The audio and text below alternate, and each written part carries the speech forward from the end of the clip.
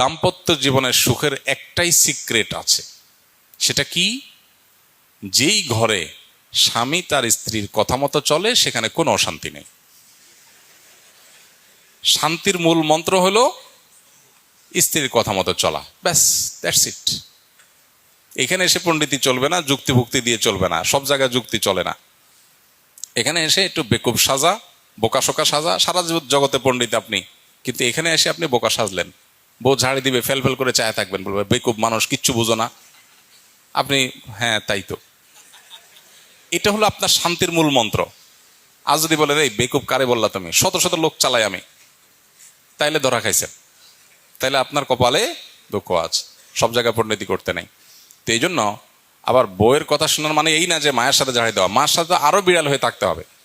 বউয়ের কাছে যদি আপনি বিড়াল হন, মায়ের কাছে আরো বেশি বিড়াল হয়ে থাকতে হবে।